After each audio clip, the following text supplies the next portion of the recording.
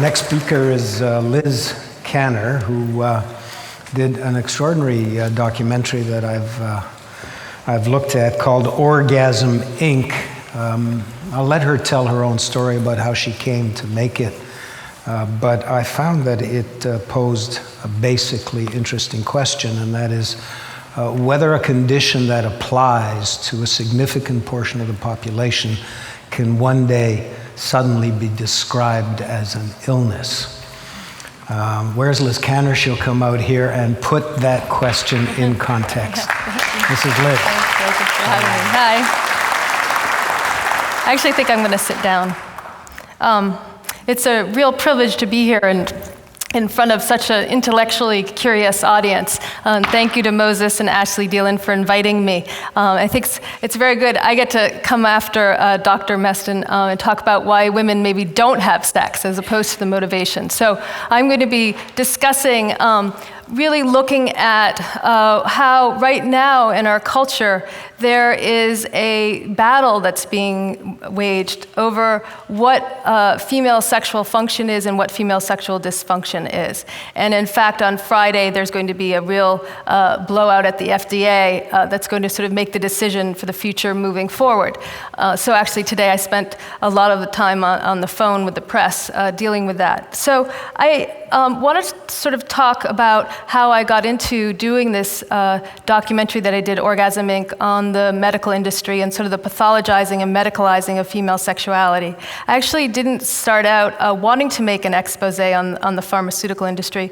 What happened was I had been producing documentaries on human rights issues for about a decade, and I had looked at police brutality and homelessness and genocide, and I was starting to get really depressed about the human condition. And I started to get nightmares from my documentaries, because one thing that happens when you produce documentaries is that you look at the same footage over and over and over again. And so I thought, okay, I've got to change topic for a while. So I thought I would do a documentary on pleasure, and specifically, what had medicine said about women and pleasure, and what could I learn from that personally and to sort of share. So I started doing all this research into the history, and I discovered that just as there's a cultural shift going on now, that throughout history there have been cultural shifts in our understanding of female sexuality, and it's often tied into the sort of societal beliefs at that time about women's roles, and there's often other reasons for it. So I started producing this experimental film, and I discovered that prior to the Enlightenment, it was thought that women needed to have an orgasm, for instance, in order to get pregnant, which has got to be one of the best mistakes science ever made.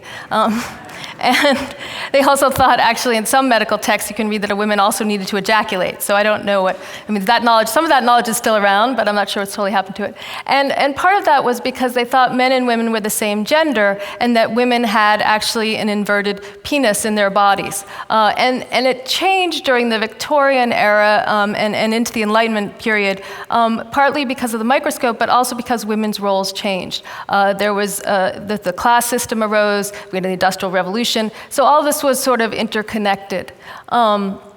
And so these are just stills from this experimental film that I was making. And then while I was working on this project, I was offered a job at a pharmaceutical company that was developing an orgasm cream for women. And they needed help editing together and putting together erotic videos to use in the clinical tests of their new drug. And so they asked me to come in, because one thing as a documentary filmmaker, you sometimes have to moonlight at other jobs to sort of pay your rent. And so I took the job and asked the company, Vivus, who was developing this orgasm cream, if I could film them. And while I was filming them, I discovered that the pharmaceutical industry is not just in the job and the role of developing drugs, they've also been involved with developing something else. And so I'm going to just quickly show you, the film then changed topic and became called Orgasm Inc. and looked at sort of this disease mongering, the medicalization that's been going on. And I'm going to show you a quick trailer from the documentary, not so much as product placement, but more to give you a sense of the film itself and what I'm talking about. All of my life, I've had difficulty achieving orgasm. It's a secret epidemic that 43% of American women experience sexual dysfunction. 40 million women in the United States alone may be affected by female sexual dysfunction. Actually, there are more sexual dysfunctions in women than there are in men. Female sexual dysfunction probably runs 83%. This is a very new field of medicine, but there's a good chance the problem can be tackled. Vivus wanted me to put together an erotic video for use during the testing of their new drug. Now you'll be going to the sensory testing room where the physician will monitor blood flow to the genitals. Little did I know that I would spend 9 years documenting the medical industry's attempt to change our understanding of the meaning of health, illness, desire, and orgasm. The market out there is large. People would buy it. We're all in a race to see who can be first to market. Your total today is $1,500. We take cash, check, or charge. There's a lot of money to be made telling healthy people they're sick. Is a drug going to help them? Maybe if it has a map of the clitoris on the box. We, as a society, think that we should be able to fix everything by just taking a pill. It's not a disease. Health costs are already exploding. Drug companies have been involved in redefining and designing conditions. I see today as a perilous moment in the history of women's sexuality. There was an increase in breast cancer. There was a doubling in the rate of dementia. So when the FDA said yes, it started a gold rush as inventors searched for cures. We're going to call the device the Orgasmatron. The electrode is threaded up the spinal cord, and then by adjusting the electrical parameters, you will have an orgasm. Ooh. Oh, that's too strong. You use the laser to make an incision. You're able to push the bladder back up to where normally in a young person it would be, making it tighter. My doctor said that I lost about 1/3 of my blood volume. There was a possibility of me dying. It was heady days though. I mean, you watch the stock price go up every day. We didn't even know what the disease was. It does a Bing for men. It does sort of the same thing for women. Viagra. How did female sexual dysfunction come to be as a disease? We don't know. Yes, at least give me enough time to find a new job before you air this.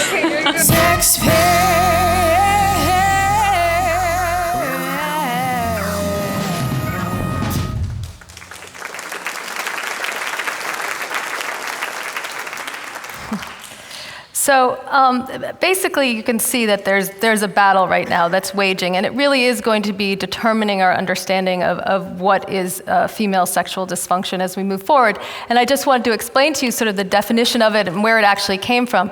I had been doing this research, as I said, on this experimental film, and when I got this job, I was told to put at the front of these erotic videos that 43% of women suffer from female sexual dysfunction, and you might be one of them by participating in this clinical trial. And I had never heard of that term, female sexual dysfunction. And all of these books that I read, at one point we piled them on my head. We didn't put it in the film, but they practically went up to the ceiling. None of them mentioned the term female sexual dysfunction. And so that made me really curious, especially if 43% of women suffered from it. Because why hadn't my mother told me? Why weren't my friends talking about it? I mean, it's sort of almost half of the female population. And so I started researching it some more, and it turns out that female sexual dysfunction was a term that was coined in the late 90s when Viagra came out, because basically what happened was Viagra was this tremendous blockbuster for Pfizer, and the pharmaceutical industry turned to women and said there's a bigger market here. But in order to develop a drug, they need to have a condition that can be clearly defined so that when they go to the FDA for approval, that's our regulatory body in the United States, they can say, this is the woman when she's 6, and now that we've proven that she's healthy. With sex, it's been a little more difficult, because what is healthy sex? Because there is nothing that says what is sexual function. There's nothing that says you should have 5 orgasms a month or 20 sexual thoughts a day to be healthy. So it's made it all a little difficult for everyone in figuring this one out. But what happened was they came up with a condition that was extremely broad, that encompassed pretty much any sexual complaint a woman could have. So that includes things like lack of a desire, lack of pleasure, painful intercourse, a whole sort of myriad of complaints. And then the actual doctors and medical experts that were involved with coming up with this condition. There were 19 of them. 18 of them had ties to 22 drug companies. And so there was sort of a direct connection between industry and the creating of this condition. So the thing to note, however, is that there are some real medically induced conditions that cause sexual problems. So hysterectomies can affect sexual desire. It's not to say that there aren't a few conditions that do, diabetes as well. But the biggest problem often, as many of us know, are things like relationship issues. If you're stressed due to overwork, often if women are breastfeeding, this can affect sexual desire. Taking antidepressants as well can affect sexual desire and orgasm. So initially what happened was Pfizer decided to test Viagra on women.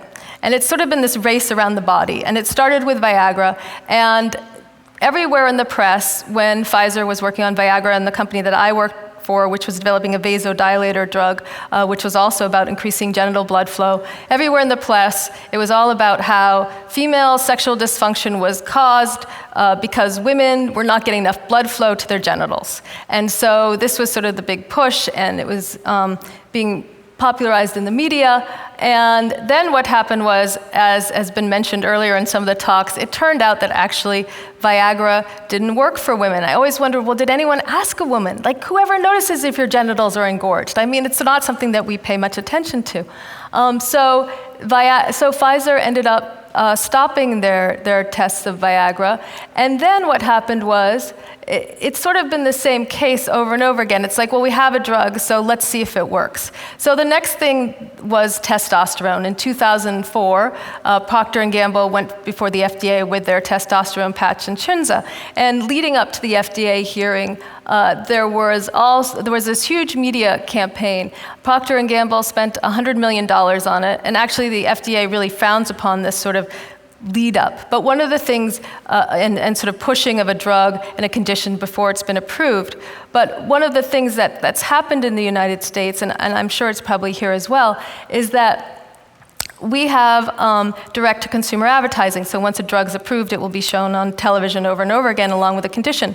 But leading up to it, there's other ways to do advertising. So how the marketing has been done is through placement on television, on news shows about the drug, and then also something called branding a condition. So all of this is about making it seem like, okay, we have a drug, so let's make the condition fit it. So in this case, it was said that women have low desire because they have low testosterone. The scientific evidence wasn't totally there, but this was what was being presented because we now have a drug. So this type of thing appeared in news shows, and there were these medical experts who had financial ties to the pharmaceutical industry who went on television and said this, and often did not disclose their financial ties. As you can see, Sheryl Kinsberg, who had financial ties to Procter & Gamble, it doesn't say anything in the lower third about that. And Laura Berman, who's a very well-known medical expert in the United States.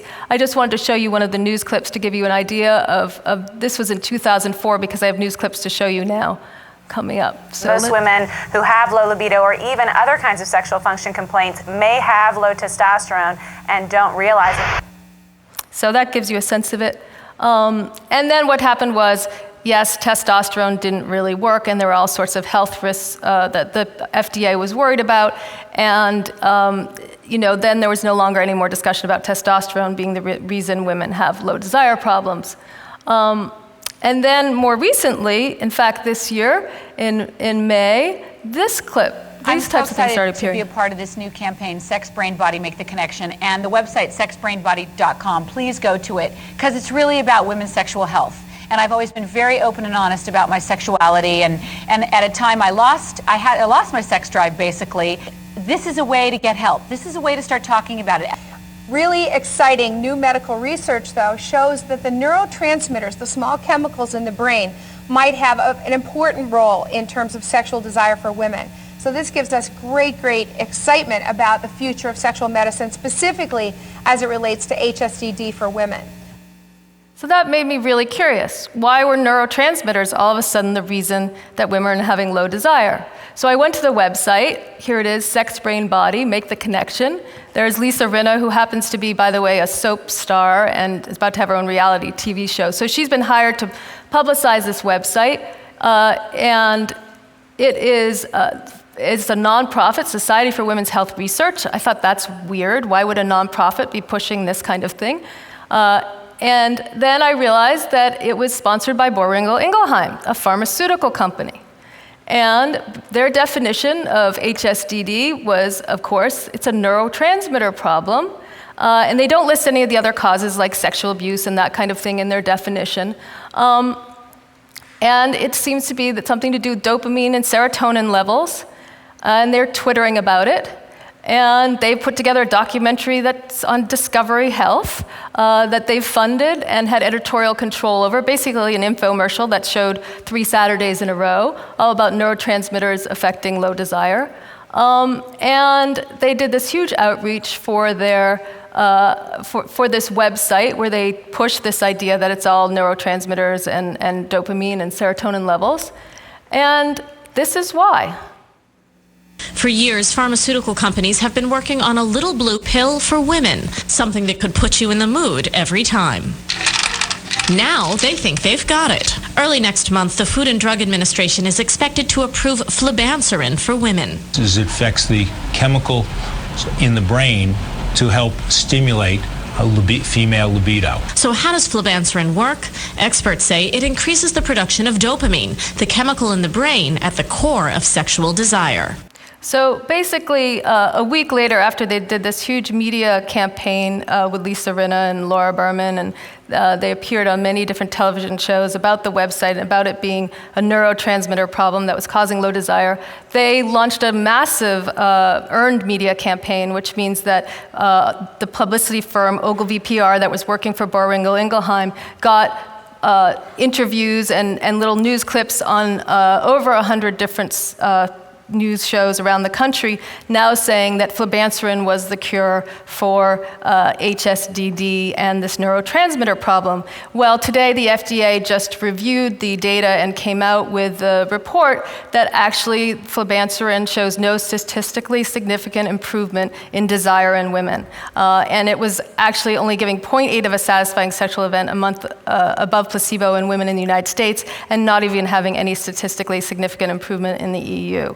So this whole idea that it's connected to neurotransmitters and dopamine levels is really going to be hard to prove at this point, given the situation. So I just wanted to quickly, here are the news clips, and I just want to quickly say that you can learn more about this. This is by Ogilvy, people that used to work at Ogilvy, a PR firm that does a lot of work for pharmaceutical companies, and it really outlines the fact that the pharmaceutical industry is now interested in branding conditions along with branding products. And that's basically what's happened and why our culture has been transformed in so many different ways and many different conditions, not just female sexual dysfunction, where ordinary life problems have now been turned into diseases, and lo and behold, the pharmaceutical industry has the cure. So this basically sums that up, and on Friday, we're going to see what happens and if this drug actually gets approved. And so what I've just outlined basically is how the pharmaceutical industry has moved from genital engorgement to the testosterone being the problem to now the brain being the problem, and they just keep looking for a cure. And I really think if the pharmaceutical industry focused their energy more on finding a pill that would cure sexual abuse, that would create equality in the workplace, that would create equality in relationships, that would teach comprehensive sex education in the schools, if they could come up with a pill that did all of that, they would solve a lot more of women's sexual problems.